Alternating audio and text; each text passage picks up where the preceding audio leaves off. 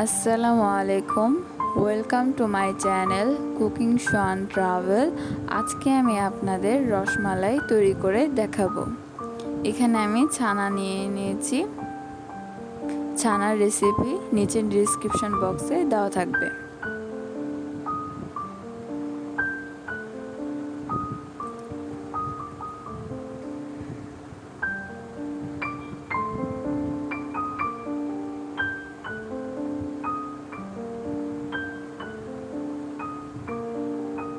এখানে baking powder, চিনি, ময়দা পরিমাণ মতো নিয়েছি। এখন এটাকে একসাথে মেখে নেব।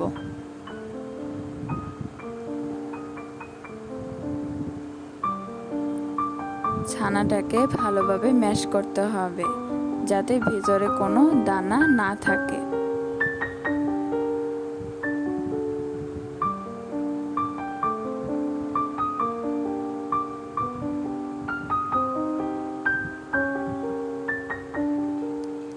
ছানাটা ম্যাশ করা শেষ, দেখুন কেমন সফট হয়েছে। এখন এটাকে মিষ্টি তৈরি করে নেব।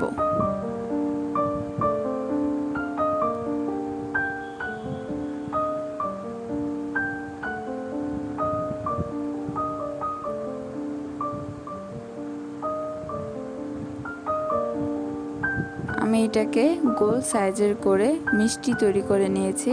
আপনারা আপনাদের পছন্দ মতো সাইজ দিতে পারেন। মিষ্টি তৈরি হয়ে গেছে, এখন এটাকে শিরার মধ্যে ভেজে নেব।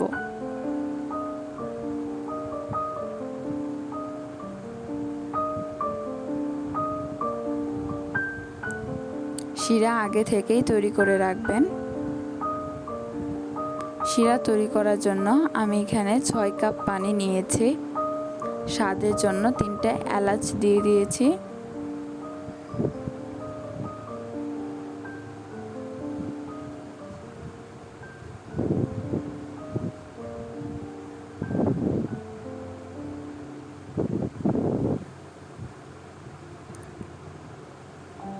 আমি এখানে 6 কাপ পানির জন্য 3 কাপ চিনি নিয়েছি। সাধারণত 4 কাপ পানির জন্য 1 কাপ চিনির প্রয়োজন হয়। আপনারা আপনাদের পরিমাণ মতো দিতে পারেন।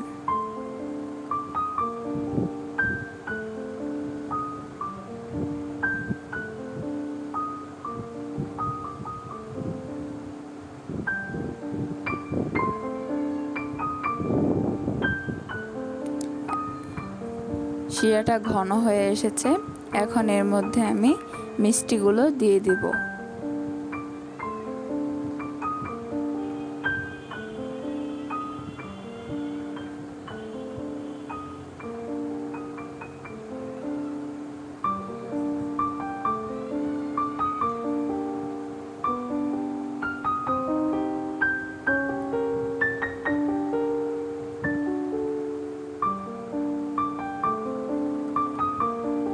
মিষ্টিগুলোকে এখন ঢাকনা দিয়ে ঢেকে দেব। মিষ্টিগুলো তৈরি হতে এখানে 20 মিনিট সময় লেগেছে। এখন এগুলোকে এরকম একটা ছাঁকনির মধ্যে ছেঁকে নেব।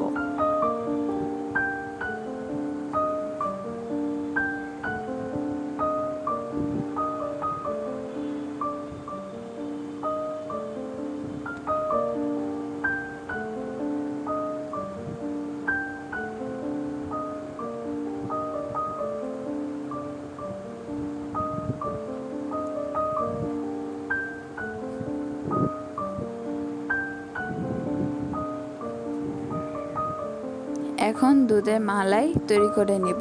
দুধের মালাই তৈরি করার জন্য এখানে আমি 1 কেজি পরিমাণ দুধ নিয়েছি এবং কয়েকটা এলাচ দিয়ে দিয়েছি। দুধের মধ্যে আমি 1 কাপ চিনি দিয়েছি।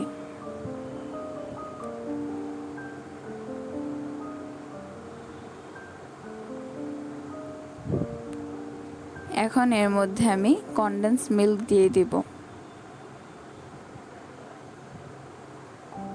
কনডেন্স মিল্ক দেওয়ার কারণে দুধের মালাইটা অনেকটুকু ঘন হয়ে এসেছে। এখন এটাকে আমি নামিয়ে ফেলবো। দুধের মালাই আর বেশি ঘন করা যাবে না।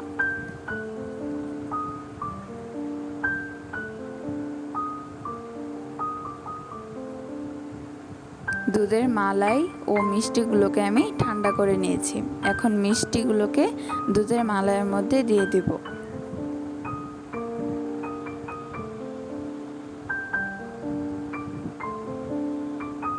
মিষ্টিগুলোর মধ্যে যাতে শিরা না থাকে সেদিকে লক্ষ্য রাখবেন।